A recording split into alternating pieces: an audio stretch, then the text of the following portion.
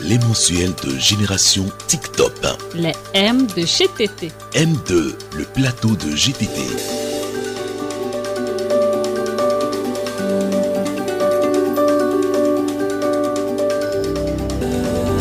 Les M de GTT, je les aime.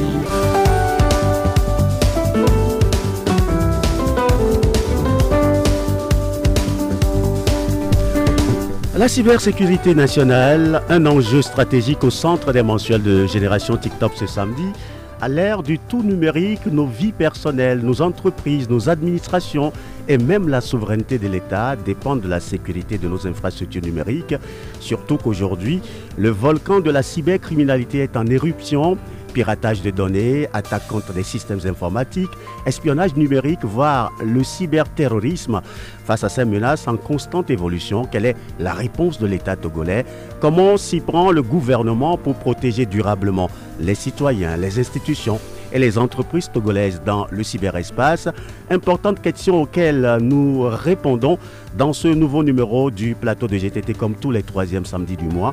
Merci de nous choisir, Radio Pyramide sur la 105.5 FM ou sur le www.radiopyramide.fm. Juste après la signature, nous accueillons notre invité. Le plateau de GTT, DCA, David Kojo Amekuji. Merci de votre fidélité. Sur ce plateau de GTT, le directeur général de l'ANSSI, Agence nationale de la cybersécurité, commandant Gota Gwaliba, merci d'avoir accepté notre invitation. Bonjour. Merci beaucoup, monsieur Amekuji. Je salue l'ensemble de vos auditeurs et auditrices de Pyramide FM. C'est un réel plaisir pour nous de revenir encore une fois sur votre plateau pour éclairer l'antenne des Togolais sur tout ce qui est fait pour protéger le cyberespace national. Le plaisir est partagé. Comment se porte l'ANSSI, l'Agence nationale de la cybersécurité? L'ANSSI se porte très bien. C'est une jeune agence, comme vous savez, qui a démarré ses activités en mai 2021. Je pense qu'en 4 ans, il y a énormément de choses qui ont été faites. Énormément d'activités de sensibilisation, tout un cadre opérationnel qui a été mis en place. Ce qui nous a fallu même aujourd'hui un grand bond en avant au niveau du classement international comme le GCI, le Global Cyber Security Index, où là nous sommes aujourd'hui dans le tiers 2. Vous savez, c'est un classement qui démontre la performance des pays ou bien les efforts que les pays font en matière de cybersécurité. Et vraiment, on a fait un énorme pas de géant. Aujourd'hui, on se retrouve dans le même groupe que des pays comme la Chine, comme Israël. Et je pense que quand même, on peut dire que je rends vraiment cet hommage aux plus hautes autorités de notre pays pour cette vision stratégique qui a été mise en place et tout ce cadre légal et réglementaire qui a permis d'éclore le cadre opérationnel, donc qui est opéré par l'ANSSI et Cyberdéfense Africa qui est son bras technique et opérationnel. C'est vrai, la cybersécurité, c'est une quête permanente. Ouais. Ce n'est jamais un objectif qui est atteint, ça n'existe pas. Dire qu'à telle date, le pays est totalement sécurisé, les entreprises sont totalement sécurisées, les citoyens, les données des citoyens des uns des autres sont totalement sécurisées, ce n'est pas possible. Donc c'est une quête permanente et tous les jours, nous prenons la mesure des enjeux pour pouvoir relever ces défis.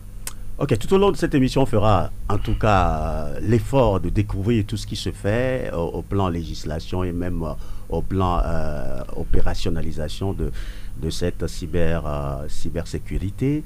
Mon commandant, les mots MAUX comme cyberattaque, cyberespionnage, cyberpiratage, cyberterrorisme, est-ce que le Togo en fait face?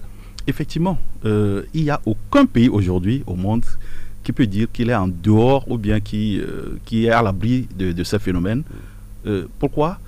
Parce que tous les pays ont basculé dans le monde numérique. Ouais. Il n'existe aucun, je ne sais pas s'il existe peut-être une île déserte quelque part où il y a 10 personnes qui vivent à l'ère du précambrien, qui ont refusé la technologie. Ouais. Il y en a, hein, je pense qu'il y a une des communautés, enfin des très petite minorité aux États-Unis qu'on appelle les Mormons ou je ne sais pas trop.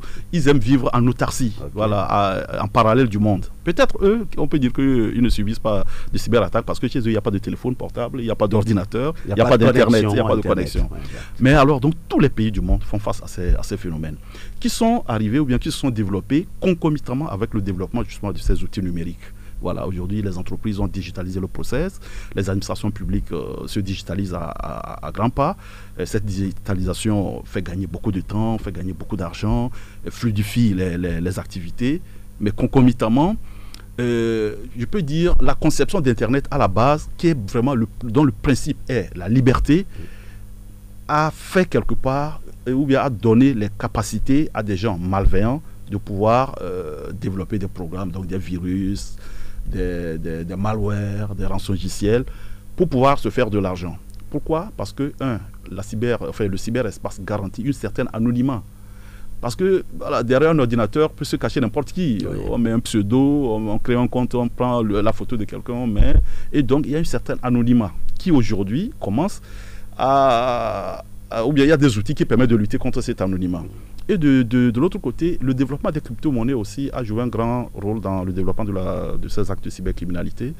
Parce qu'avec les crypto-monnaies, c'est très difficile aux États de retracer les flux financiers. Donc, je vous envoie un lien, je vous colle un rançongiciel, je bloque Radio Pyramide FM, je vous envoie un lien de crypto-monnaie, vous envoyez, je peux récupérer ces sous à Singapour. Voilà, ça ne passe pas par les banques, la banque centrale. C'est très difficile à retracer. Et donc, tous ces ingrédients mis en place, tout ça a permis vraiment l'explosion des actes de cybercriminalité.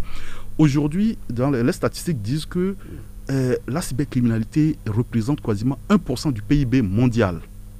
1% du PIB mondial. C'est plusieurs centaines de milliards de dollars qui sont générés par ces phénomènes de cybercriminalité. C'est extrêmement énorme. Alors, comment est-ce qu'on explique que cette omerta sur ces faits, on ne communique pas au Togo par rapport à ces attaques-là? Je vais juste prendre l'exemple du mois dernier où il y a eu une perturbation majeure dans la fourniture d'électricité qui a été signalée. Le communiqué officiel n'a pas explicitement parlé de cyberattaque, mais il y a eu plusieurs sources qui l'ont évoqué. Alors, est-ce que c'est un choix politique de ne pas communiquer sur ce type d'attaques qui arrivent, contre lesquelles le Togo arrive quand même à se défendre? Non, vous parlez bien du cas du Togo ou bien de ce qui s'est passé en Espagne? Je parle du cas du Togo.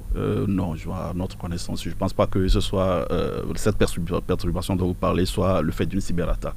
Bon, vous savez, l'autre côté, c'est extrêmement délicat en termes de communication. Voilà.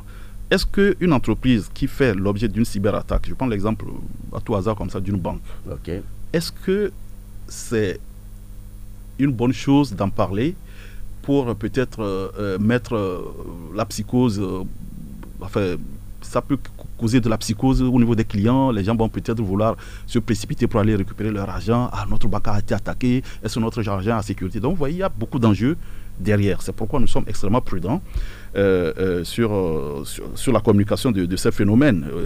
Et puis, voilà, il y a des entreprises qui disent, nous ne voulons pas, même si vous parlez de la cyberattaque que nous avons subie, ne donnez jamais nos noms. C'est pourquoi vous allez voir dans nos rapports annuels que nous publions, où nous faisons les statistiques de la cybercriminalité, c'est suffisamment anonymisé. Parce que c'est de la mauvaise publicité qui peut leur être faite, que ça peut leur causer des dommages, des risques réputationnels. C'est extrêmement important.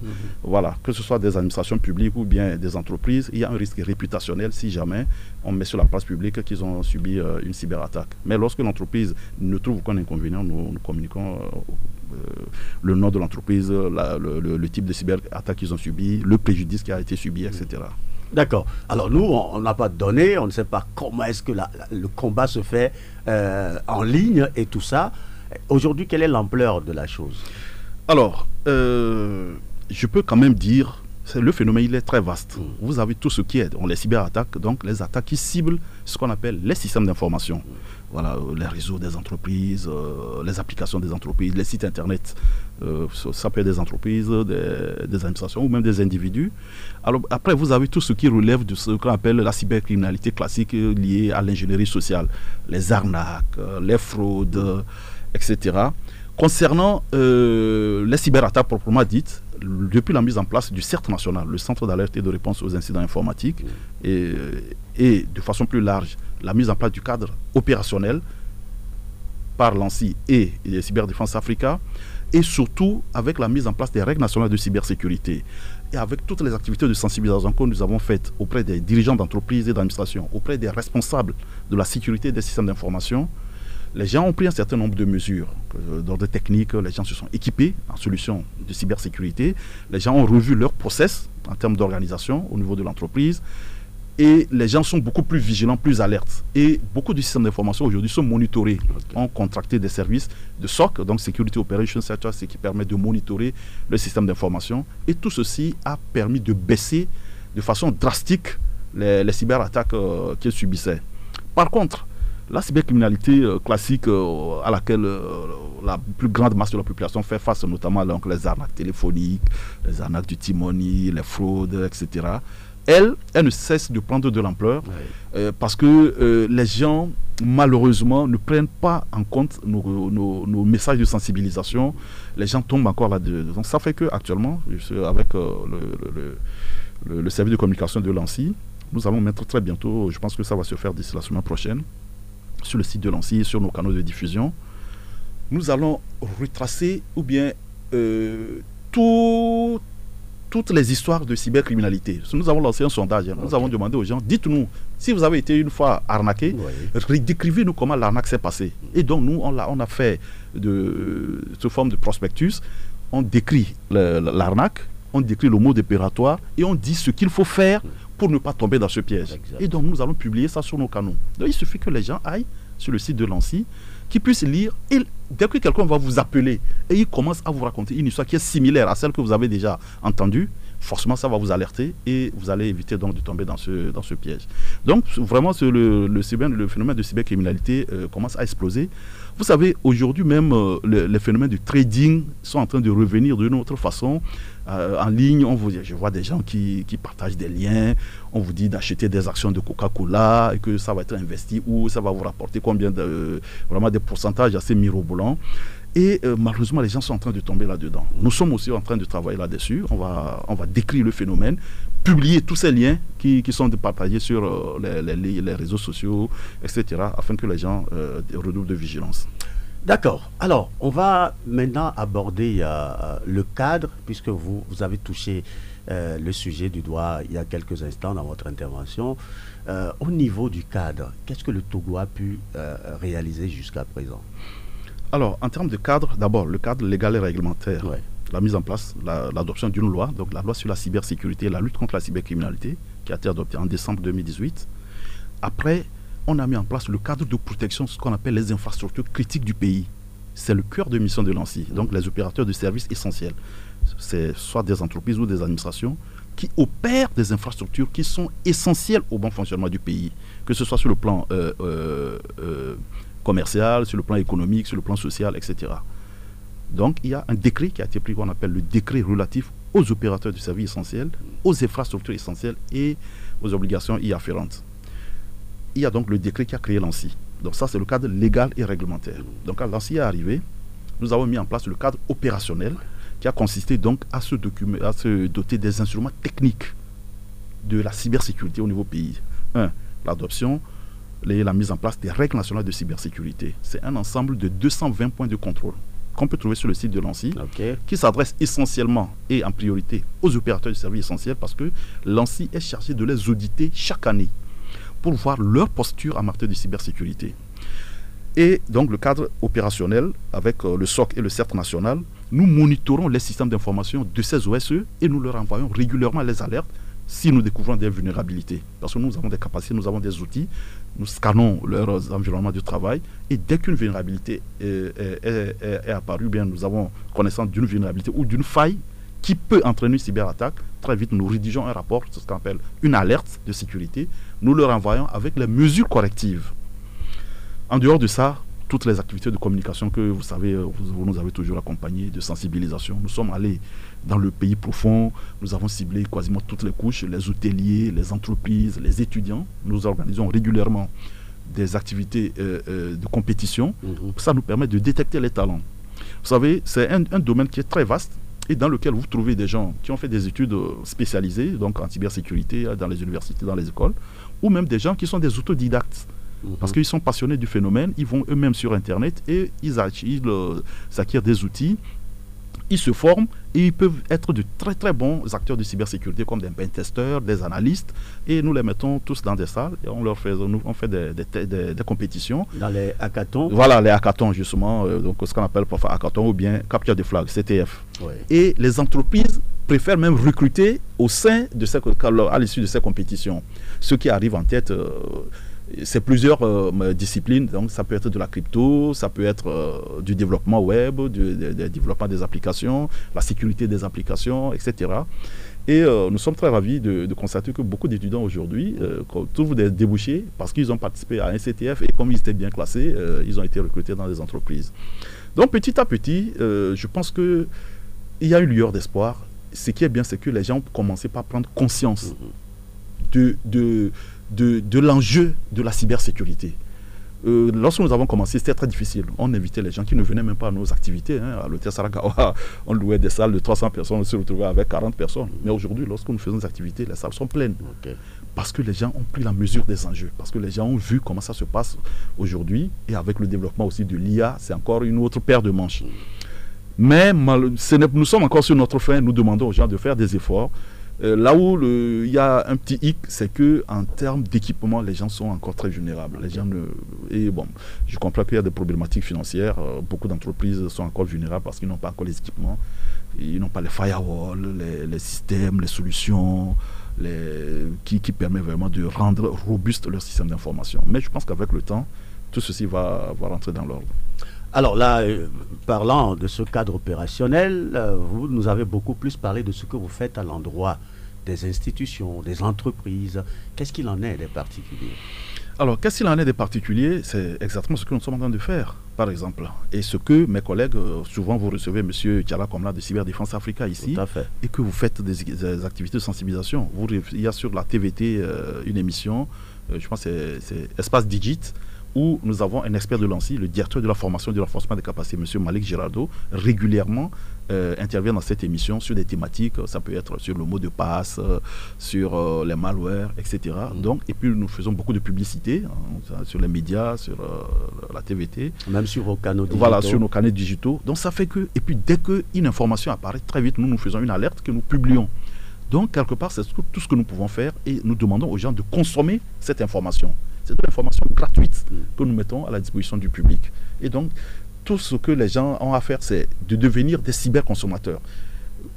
Chaque jour qu'un citoyen aujourd'hui se réveille, étant donné que nous sommes tous des internautes, tout citoyen aujourd'hui a peut-être nos mamans, nos frères qui sont peut-être qui n'ont pas été à l'école ou bien qui utilisent les outils, les téléphones classiques. Sinon, tous ceux qui ont des Android aujourd'hui ont des comptes WhatsApp, des comptes TikTok, des comptes Facebook.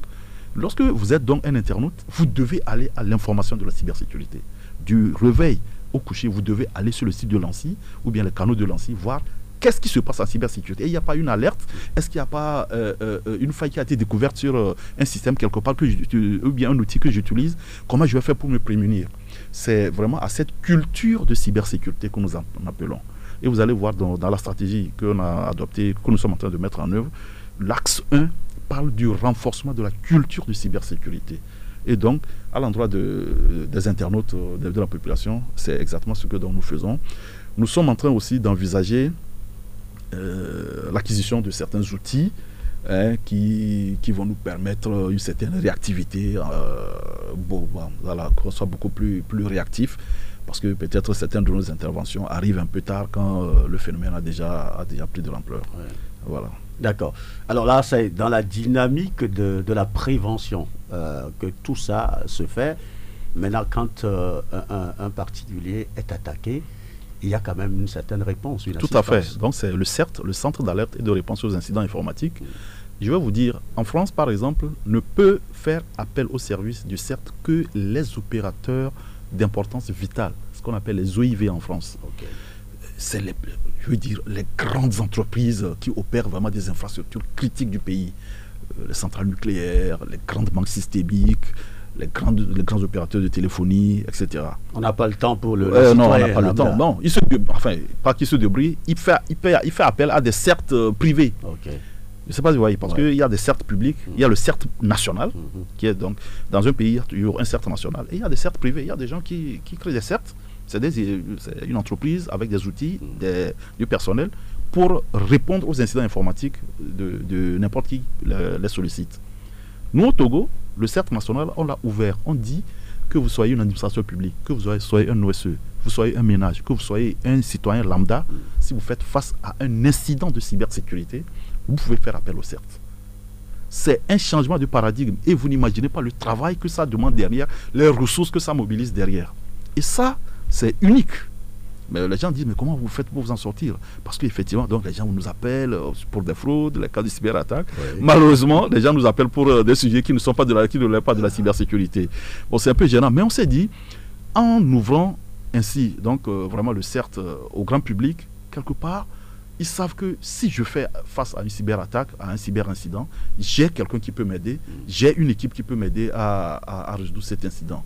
Et petit à petit, alors, et à chaque fois, les gens font face à ces cyberincidents, ils appellent et on les aide à retrouver le problème. Ça peut être votre compte qui est piraté, on vous aide à le récupérer, à récupérer vos données, et on leur donne les conseils pour faire en sorte que prochainement, ils ne puissent pas tomber dans ces pièges, etc. Et je pense que les gens nous saluent, et comme nous envoyons régulièrement les alertes, moi je signe au moins une dizaine d'alertes par jour. Hein. Okay. Vous pouvez, moi j'envoie à des ONG, à des associations, à des PME, à des TPE. Ah, attention, nous avons scanné votre site internet, nous avons vu telle vulnérabilité. Voici les corrections qu'il faut faire. Et les gens nous envoient des courriers de remerciements et ça fait chaud au cœur. Ils disent, mais vraiment, quand nous avons fait appel aux techniciens, ils sont venus, effectivement, nous avons fait les corrections, mais on se rend compte qu'on était très vulnérables. Ah, ainsi, vraiment, merci pour le travail que vous faites. Ça nous fait chaud au cœur et je pense qu'on pourrait continuer comme ça. Alors, quelles sont les formes de cyberattaques qui sont beaucoup plus fréquentes au plan national? Alors, sur notre tropique aujourd'hui, concernant les cyberattaques qui ciblent les systèmes d'information, c'est tout ce qui relève, par exemple, des attaques par robots, les bots, on appelle ça les botnets. Vous savez, il y a des robots, il y a des cybercriminels qui ont sur des machines et ils scannent l'ensemble du cyberespace. Ils lancent des attaques massives. Ils cherchent des portes d'entrée, ce qu'on appelle les ports ouverts. Et donc, si votre réseau qui est ouvert sur Internet, vous avez laissé beaucoup de ports avec très peu d'outils d'authentification, d'outils de filtrage, etc. C'est par là, il peut rentrer et puis avoir accès à vos équipements réseau. Il peut rentrer sur votre serveur, pirater vos bases de données, bloquer vos routeurs, etc. Enfin, vraiment, vous causez des dommages. Donc, beaucoup d'attaques par robot. Il y a aussi des attaques ciblées. Donc là, par exemple, quand on vous envoie un rançongiciel, ce qu'on vous a ciblé. Donc il y a un groupe de cybercriminels, je pense que c'est à Pété-Soudan ou bien quoi, le nom m'échappe un peu, c'est au niveau du CERT, qui aujourd'hui cible beaucoup les entreprises. Ils ciblent vraiment les entreprises. On a fait face à des campagnes de rançongiciel. Rançongiciel, c'est que s'ils arrivent à rentrer sur vos serveurs, ils vont crypter l'ensemble de vos données. Vous ne pouvez pas avoir accès aux données. Mais, enfin, vous avez vos données, mais vous ne pouvez même pas les lire. Donc, vos documents, vos fichiers, vous êtes une banque, imaginez, les comptes de vos clients, tout est chiffré. Et ils vous envoient une rançon note. Il vous dit, voilà, nous venons de prendre le contrôle de votre serveur, nous avons chiffré l'ensemble de vos données. Vous devez payer une rançon, ça peut être $10 000, $15 000, mais en crypto-monnaie. Et on vous envoie le lien de crypto-monnaie dont je parlais au début de l'émission. Alors, donc ça, c'est les attaques. Donc, beaucoup de rançongiciels, beaucoup de bots. Et concernant la cybercriminalité due à l'ingénierie sociale, bon, elle, vraiment... bon, mais je pense quand même que maintenant, les gens sont de plus en plus alertes. Avant, c'était les attaques de la CNSS. Voilà, vous êtes un jeune retraité, vous avez fait vos démarches administratives, vous avez déposé vos dossiers, quelqu'un vous appelle se faisant passer pour la CNSS, ou bien c'est la CET, ou bien c'est l'OTR pour les titres fonciers. Vous êtes en train de faire vos titres fonciers. Nous avons beaucoup travaillé avec ces institutions et on leur a dit de sortir toujours des communiqués pour démentir ces actes d'arnaque, ou bien les arnaques, l'OTR qui recrute, l'OTR qui fait des ventes aux enchères. L'OTR recrute régulièrement. Ou bien le ministère des Finances qui fait aujourd'hui de l'investissement en crypto-monnaie.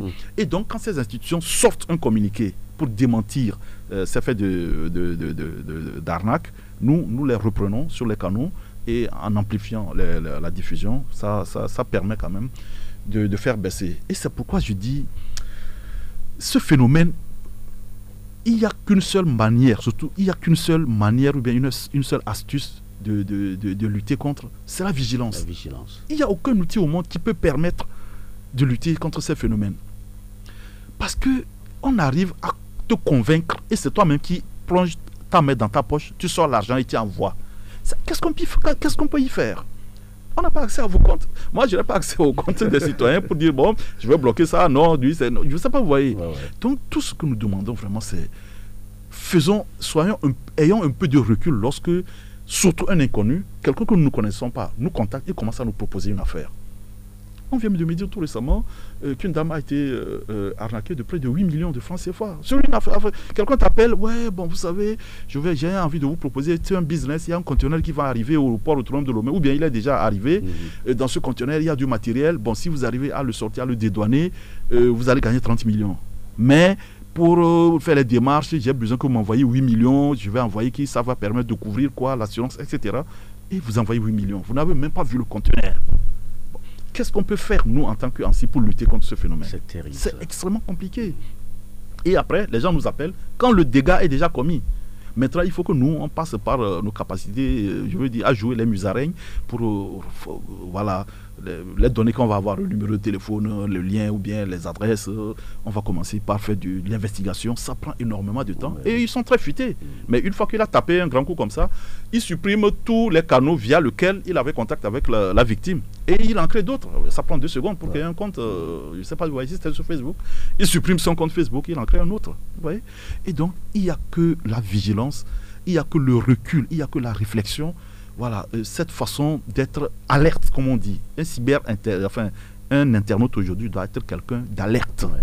Quelqu'un que je ne connais pas me propose quelque chose. Je prends le temps de vérifier. Je peux en parler autour de moi. C'est quand je suis convaincu de la véracité ou bien du sérieux de ce business que je me lance.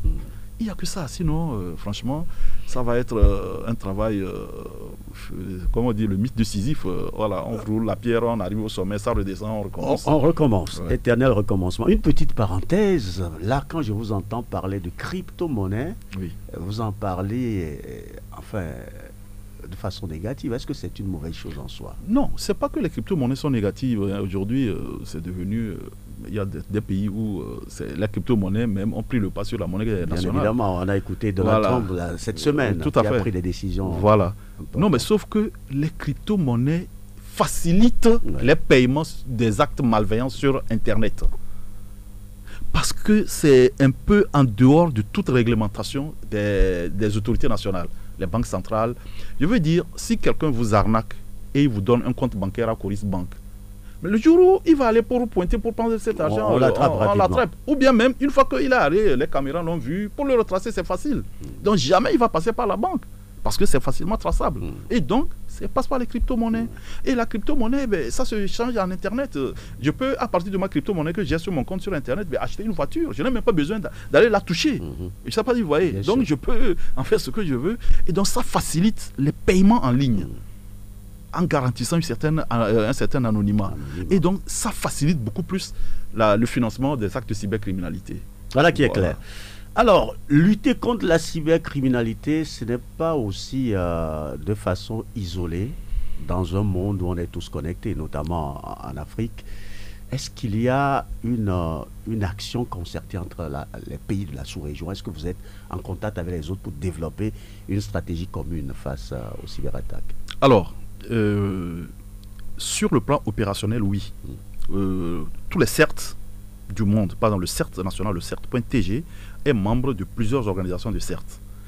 Nous sommes membres de Africa CERT, donc c'est un regroupement de CERT africains, des CERT se sont mis ensemble. Nous sommes membres du FIRST. Le FIRST, c'est le réseau mondial des CERT. Okay. Et s'échange via ces canaux des informations techniques. Je ne sais pas si vous voyez. Dès qu'une vulnérabilité est découverte, par exemple, sur un routeur Cisco, très vite, une alerte est envoyée à travers le monde, à tous les CERT, vous dire, attention, Cisco vient de déclarer telle vulnérabilité. Et voici la correction qu'ils ont faite. Donc, dites à vos citoyens, à vos entreprises, à vos administrations qui utilisent ce routeur Cisco, qui a telle vulnérabilité, il doit faire telle mise à jour pour bloquer cette vulnérabilité. Sinon, s'il la laisse, ils pourront faire l'objet de cyberattaques. Tu veux dire, les cyberattaquants pourront passer par cette vulnérabilité pour pouvoir pénétrer des réseaux, s'introduire dans des réseaux, par exemple. Donc, c'est extrêmement important au niveau opérationnel, cette collaboration. Ça nous règle beaucoup de problèmes. Donc, c'est pourquoi on demande aux entreprises d'aller régulièrement sur le site du CERT où nous publions, mais parfois 10-15 alertes par jour. Dès qu'il y a une alerte qui sort sur un routeur, une application, etc., le CERT sort les applications, les mises à jour à faire, les corrections à faire. Mais au niveau institutionnel, donc les ANSSI, les autorités nationales, ce n'est pas encore très structuré, mais il y a un début. Il y a donc Smart Africa, vous savez, je pense que c'était en 2010, des chefs d'État et de gouvernement de l'Union africaine se sont réunis à Kigali. Ils ont dit comment nous allons accélérer la transformation numérique de l'Afrique. Et ils sont parvenus à l'idée qu'il faut mettre en place une structure de coordination qu'on appelle Smart Africa. C'est dirigé par un Ivoirien, M. Lassina Koné, que je salue, vraiment un expert de renommée internationale. Et aujourd'hui, Smart Africa a mis en place ce qu'on appelle un regroupement, enfin ANCA, African National Cyber Security Authorities. Donc c'est le regroupement des ANSSI. Voilà, nous sommes à Smart Africa, je pense que nous sommes une vingtaine de membres. Et on commence par se regrouper. Tout récemment, on était à Casablanca, au Maroc. Voilà, on commence à réfléchir sur des mécanismes de coopération, sur des outils, sur les systèmes d'échange d'informations. Bientôt, nous serons à Kigali, au Rwanda, pour pouvoir accélérer. Et au cours de nos activités, il y a des vendeurs de solutions qui viennent, qui nous proposent des solutions pour renforcer nos capacités techniques. Voilà, donc il y a beaucoup de choses, beaucoup d'initiatives qui se font. Mais étant donné que ce sont des domaines de souveraineté, c'est un peu compliqué. Voilà, on ne peut pas s'ouvrir comme ça. On se retrouve dans des organisations, on demande aux gens qu'est-ce que vous avez fait dans ce domaine. On est très évasif. Personne ne peut dire concrètement non, moi j'ai tel outil qui permet de traquer tant, etc. Parce que quelque part, sont des métiers de l'ombre, sont des métiers de confidentialité, sont des métiers de souveraineté. Voilà, mais voilà, tout ce qu'on peut faire pour renforcer la coopération. Si par exemple, et vous savez, on n'a pas d'autre choix que de renforcer cette coopération, surtout en matière d'échange d'informations. Pourquoi? Parce que les cybercriminels sont très futés.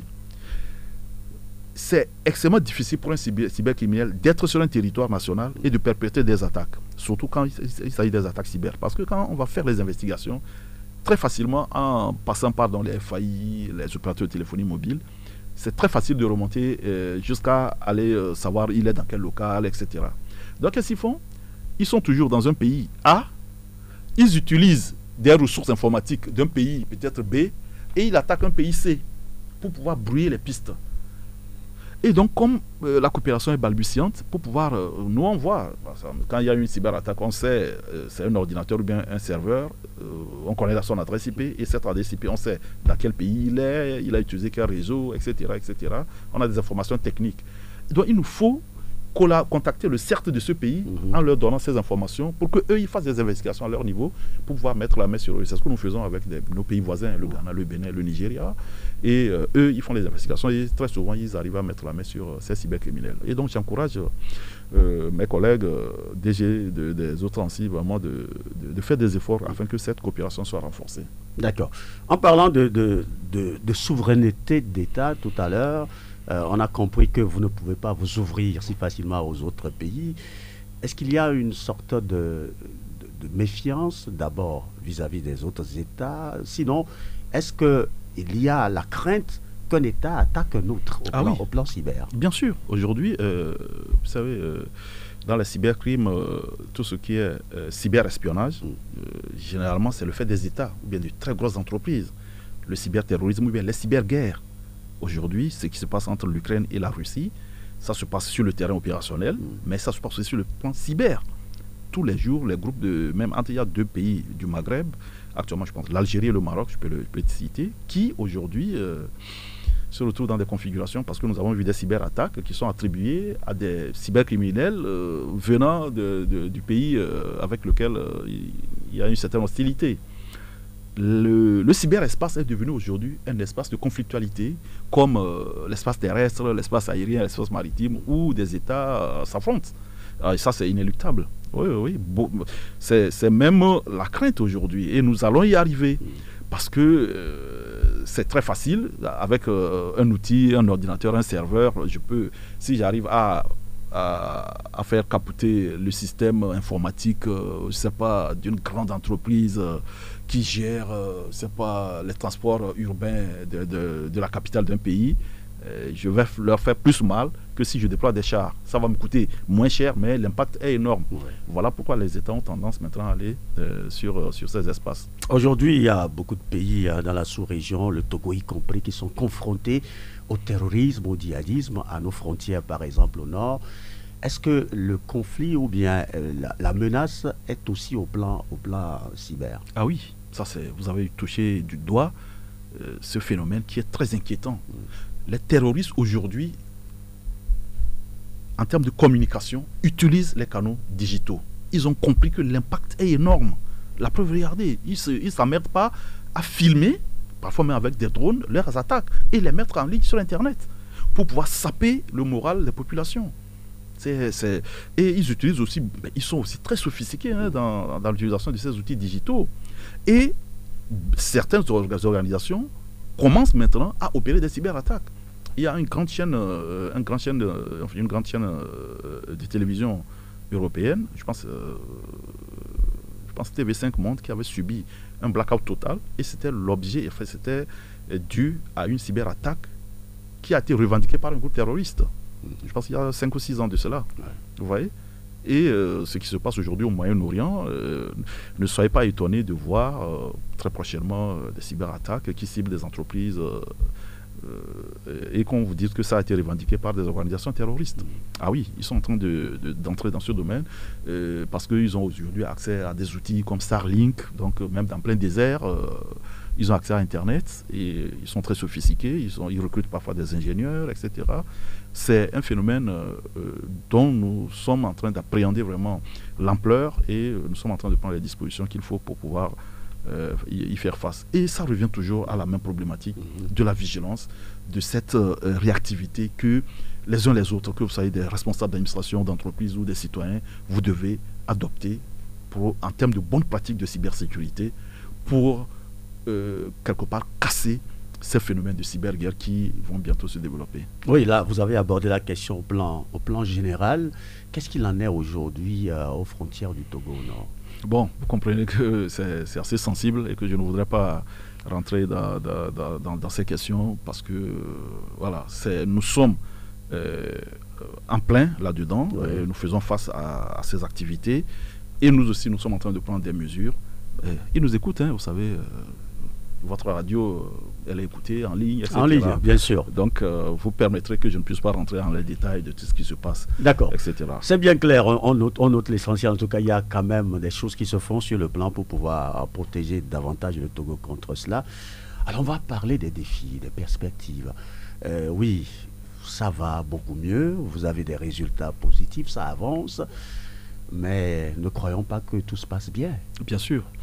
Nous sommes les premiers à savoir que ça ne peut jamais bien se passer à 100% comme on veut. Et donc c'est pourquoi nous avons pris les devants. Pas plus que la semaine passée, nous étions à Balimé, et c'était le 3e atelier, dans l'axe 1 de la stratégie. Et c'est un très grand projet que nous sommes en train d'implémenter avec les hauts cadres du ministère de l'enseignement primaire, secondaire et celui de l'enseignement technique. Bientôt, on va démarrer avec l'enseignement supérieur. Okay. Nous voulons commencer par enseigner la cybersécurité depuis le CP1 jusqu'en année de doctorat, pour qu'enfin nous ayons des citoyens suffisamment informés, suffisamment aguerris sur les mesures, les astuces, les bonnes pratiques, les comportements à avoir. Donc nous sommes en train d'élaborer des manuels de formation, des manuels d'enseignement depuis le cours primaire, voilà, en passant par le collège, le lycée, les universités, et concomitamment le ministère de l'économie numérique avec d'autres agences sœurs comme l'agence Togo Digital, on va commencer à enseigner le codage.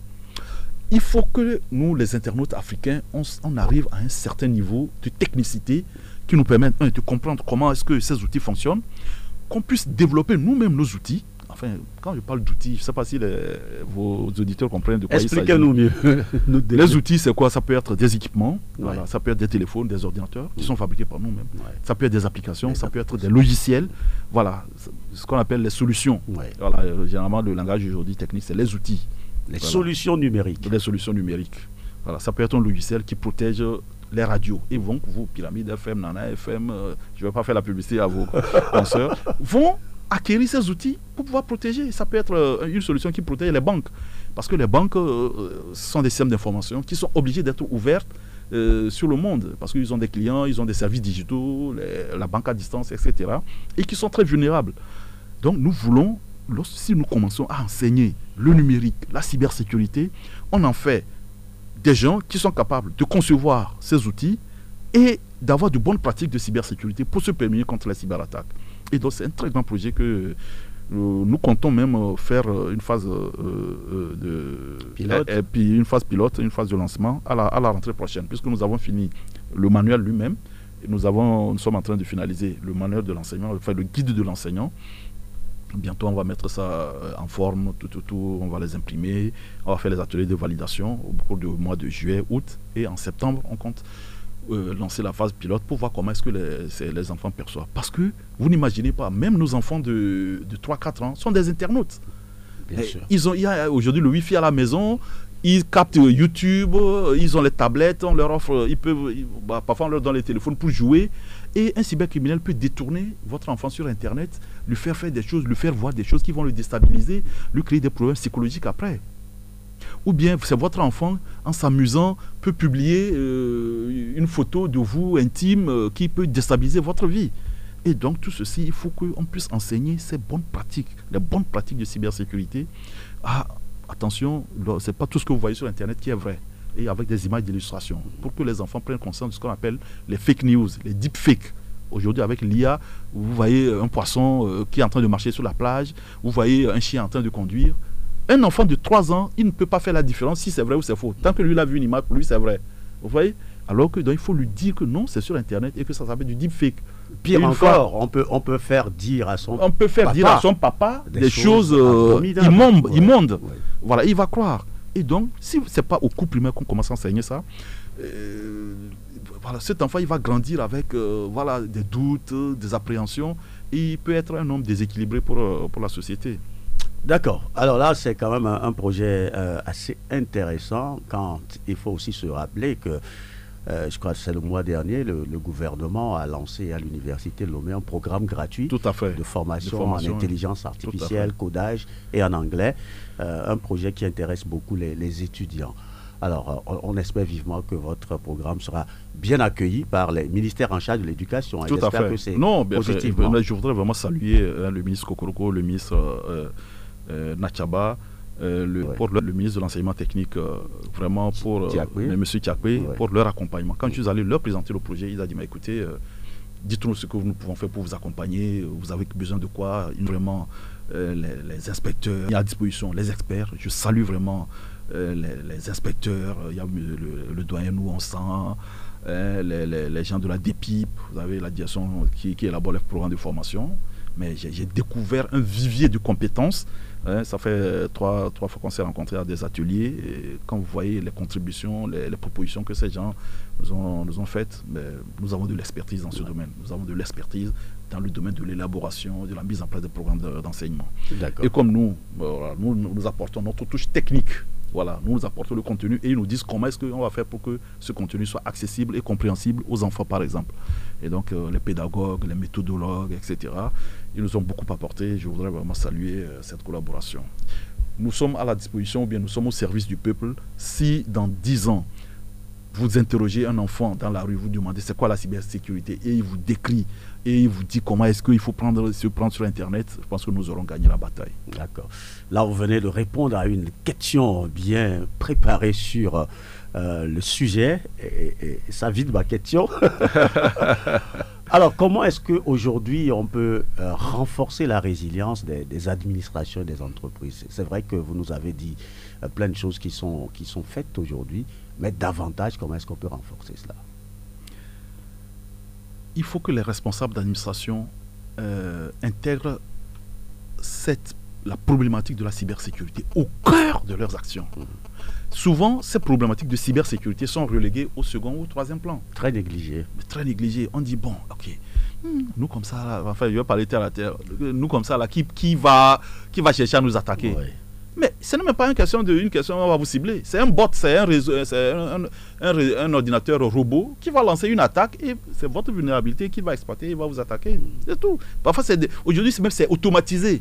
À part les grandes entreprises, les grandes multinationales, parce qu'en termes de renommée, eux aussi, ils aiment souvent se faire voir que, écoutez, nous avons attaqué Google, nous avons attaqué Amazon. Voilà, là, ils ont ces volontés de réputation. Mais il faut que les dirigeants d'entreprise, les chefs d'administration comprennent que ce n'est pas parfois un ciblage. C'est que le mec, il a mis un robot et il est assis, c'est le robot qui travaille et qui même balle. Donc il a réussi à rentrer dans un réseau, il a crypté les données, il envoie automatiquement la rançon. Et lui, il est assis, il vérifie son compte de crypto-monnaie et il voit que il y a l'argent qui arrive chaque jour. C'est comme ça se passe. Et vous devenez une victime collatérale. Vous devenez une victime collatérale. Et donc, il faut que la problématique de la cybersécurité entre au cœur des stratégies des entreprises et des administrations. C'est pourquoi nous demandons, surtout pour les grandes administrations et les OSE, on leur demande que le conseil d'administration s'implique dans les décisions concernant la cybersécurité. Ça doit être inscrit à l'ordre du jour des conseils d'administration. Il faut qu'on nomme un responsable de la sécurité des systèmes d'information.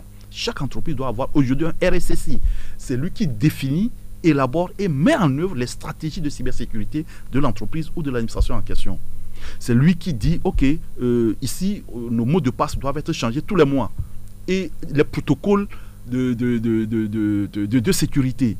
Voilà. Vous n'avez pas le droit on désactive les ports USB sur les ordinateurs des employés. Donc vous ne pouvez pas amener un film sur une clé USB, venir brancher.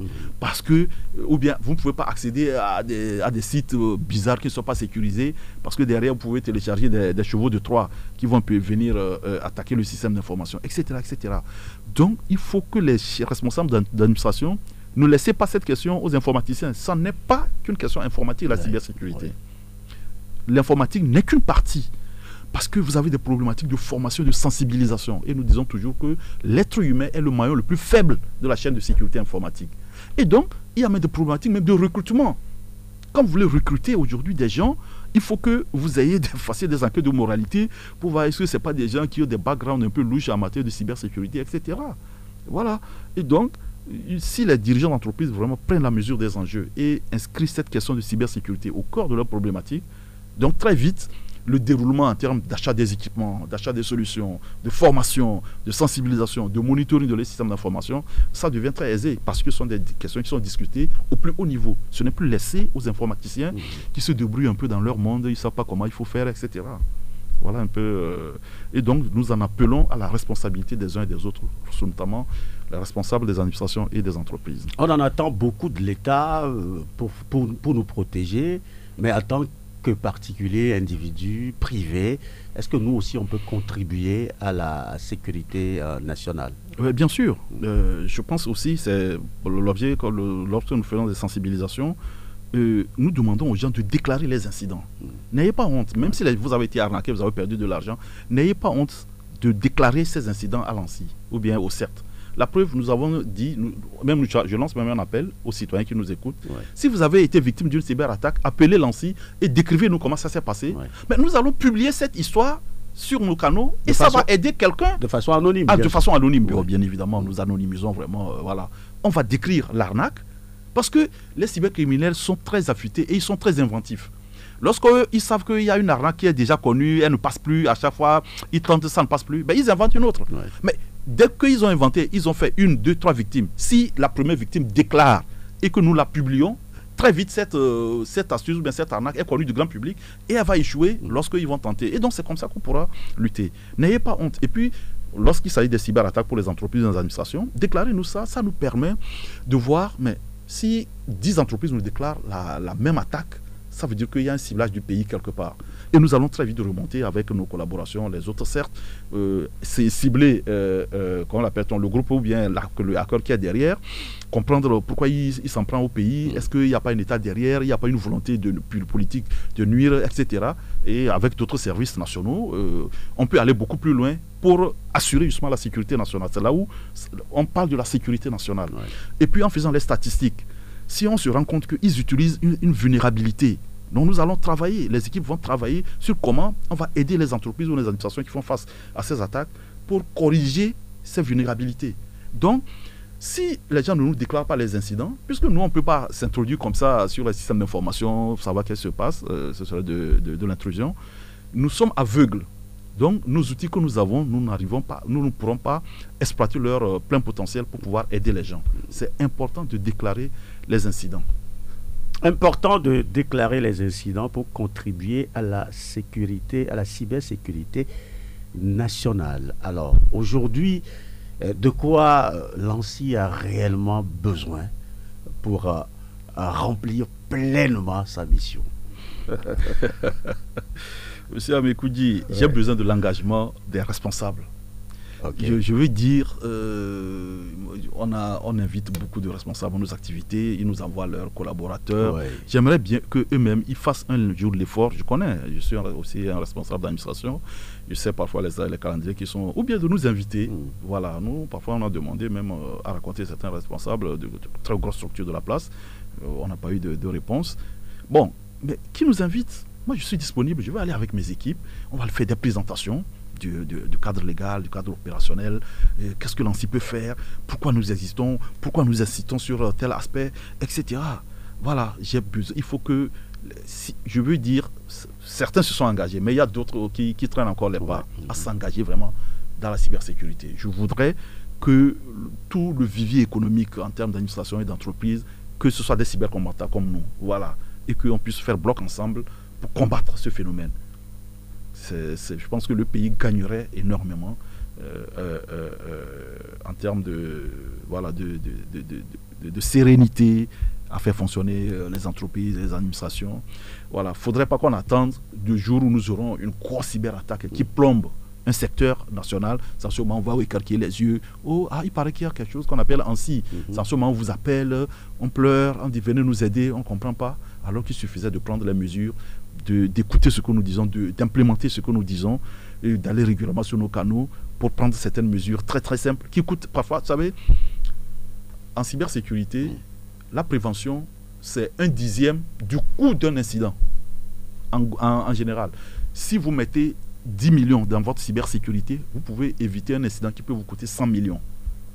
Entre mettre 10 millions et vous préserver d'un incident qui pourrait vous coûter 100 millions, je pense qu'il n'y a pas à réfléchir. Il n'y a pas à réfléchir. Voilà, mais parfois, les gens vont vous dire qu'ils n'ont pas les 10 millions. Mais quand ils vont avoir l'incident, ils vont trouver les 100 millions. Mais en même temps, 10 millions, ce n'est pas aussi petit. Hein.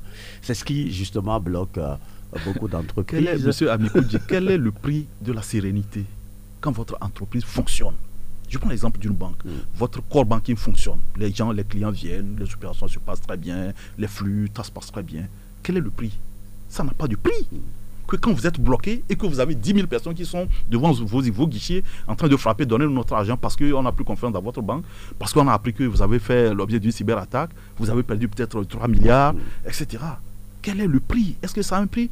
Le bon fonctionnement d'une institution, tout est fluide, tout marche très bien, les archivages, les bases de données, les serveurs, tout est redondé, il y a les backups, etc. Tout fonctionne très bien. Est-ce que ça a un prix? C'est ça la cybersécurité. Je pense que quelque part, faisons appel à notre conscience, faisons appel au bon sens et prenons des mesures. Voilà, la cybersécurité, c'est prendre des mesures d'ordre technique, opérationnel, afin de se prémunir contre une intrusion ou bien pour se prémunir contre un acte qui pourrait rendre indisponible, altérer notre système d'information. Voilà, donc prenons des mesures. La cybersécurité, il y a quelque chose à faire, il faut agir. Prenons des mesures. Alors, décrivez-nous en 1 minute le bon dispositif qu'il faut avoir dans une entreprise pour se dire que, OK, au plan cybersécurité, on est solide. D'accord. Alors, dans les règles nationales de cybersécurité, on les a scindées disons, en 4 grands secteurs. Il y a tout ce qui est gouvernance. Une entreprise doit mettre en place la gouvernance de la cybersécurité. Il faut avoir un RSSI, il faut avoir des équipes de cybersécurité. C'est ces équipes qui monitorent le système d'information, qui corrigent les vulnérabilités, qui est en contact avec le CERT, qui est en contact ou bien qui a contracté un service avec une entreprise de cybersécurité parce que à un certain niveau, il faut de l'expertise pour vous accompagner. Donc, il faut déjà mettre en place ces mécanismes de gouvernance. Et avec les reporting, quel incident est passé, qu'est-ce qui s'est passé l'incident, comment on a résolu l'incident, comment on va faire pour que l'incident ne se produise pas, etc. etc. On remarque que certains ne respectent pas les protocoles de sécurité. Voici les sanctions, etc. Après, vous avez tout ce qui est protection du système. Il faut que vous ayez des équipements et des solutions pour vous protéger. D'accord? Vous avez très bien défini les stratégies, les politiques, mais maintenant, il faut des firewalls, il faut des WAF, il faut des SIEM, voilà, il faut des outils pour collecter les logs, etc. Il faut se protéger. Malheureusement, malgré cette protection, vous pouvez faire l'objet d'une cyberattaque. Oui. Si vous faites l'objet d'une cyberattaque, comment vous vous défendez? Donc la défense. il faut mettre en place des mécanismes de défense. Ah, si nous avons un incident, nous devons faire appel à un CERT. Voilà. Si nous avons un incident, voici comment, toutes les équipes, on arrête tout, on se bloque et on fait face à l'incident, on met en place tel protocole de récupération, etc. Et c'est dans la défense, il faut faire les sauvegardes. Comment est-ce que nous faisons les sauvegardes pour que si notre base de données principale est hackée, très vite nous réintroduisons la sauvegarde pour pouvoir fonctionner. Mais malgré ça, on n'arrive pas à résoudre l'incident. Mais comment on continue par délivrer le service? Parce que nous sommes un service essentiel. C'est ce qu'on appelle la résilience. Voilà. La reprise des activités, le plan de continuité d'activité. Il faut qu'une entreprise ait ces 4 grands piliers. Une fois que vous avez les 4 grands piliers, quelque part, vous êtes, entre guillemets, sécurisé. Même si la sécurité à 100% n'existe pas. Quelle que soit la situation, vous pourrez vous relever. D'accord. On arrive à la fin de cette émission. Cette dernière question, est-ce que nous pouvons dire aujourd'hui que le Togo est prêt à faire face à une cyberattaque d'ampleur? Oui, je pense que nous avons mis en place des mécanismes. D'ailleurs, nous avons élaboré ce qu'on appelle le plan national de réponse aux incidents informatiques, qui a été déjà adopté au comité stratégique. Nous prévoyons faire un exercice en impliquant beaucoup d'acteurs, comme souvent ce que le port autonome de Lomé fait ou bien l'aéroport fait, parce que c'est des grandes plateformes sur lesquelles il y a plusieurs acteurs. Il y avait les transporteurs, les compagnies aériennes, le handling, la sûreté, la sécurité, etc. Nous allons faire un premier exercice pour évaluer, pour challenger ce test. Nous avons fait déjà des exercices au niveau de l'ANSSI avec certains acteurs. On va faire un exercice grandeur nature pour simuler une cyberattaque. Genre, si un jour au matin on se réveille et on n'a plus d'internet, on n'a plus de téléphone, nos FAI et nos opérateurs de téléphonie mobile sont hackés, il n'y a plus rien qui marche. Comment on fait pour que le Togo fonctionne? Voilà, on va essayer ça. Et aujourd'hui, tous les pays sont obligés de se doter de ces plans. Voilà. Sinon, le jour où vous allez faire face à cette cyber-urgence nationale, ça va être extrêmement difficile. Voilà, nous faisons l'effort, ça demande beaucoup de moyens, ça demande de l'engagement. Je pense que cet exercice va permettre aux gens de comprendre un peu que mais ce n'est pas de la bague cette affaire de cybersécurité. Ça peut entraîner vraiment. Il y a le Costa Rica en 2022 qui a fait l'objet d'une cyber-urgence nationale, je pense pendant 6 mois. 80% de leur administration était complètement bloquée par des attaques cyber. Il y avait les hôpitaux, les universités, plus rien ne fonctionnait. Ils sont revenus à la machine à taper, entre guillemets, à faire les choses au papier. À l'aéroport, on remplissait les cartes d'embarquement au stylo. C'est ça qui peut nous arriver avec des embouteillages. Donc il faut réorganiser tous les plans de vol, etc. C'est énorme comme travail. Ouais, voilà, donc je pense que nous avons fait cet effort déjà de réponse aux incidents, de tout outil, de ce plan national de réponse aux incidents et qui a été adopté. Et nous allons faire cet exercice et on verra ce que ça va donner pour la suite. Merci, mon commandant Gota Gwaliba, directeur général de l'ANSSI, l'Agence nationale de la cybersécurité. Il était notre invité pour aborder cette question cruciale, ce que le Togo fait pour justement se protéger contre les cyberattaques. C'est la fin de cette émission. Merci d'avoir répondu favorablement à notre invitation. Nous remercions Venceslas Bogakou de Yor pour la mise en onde. Le plateau de GTT, le numéro du mois de juin se referme. On se retrouve donc le mois prochain. Au revoir et à très bientôt.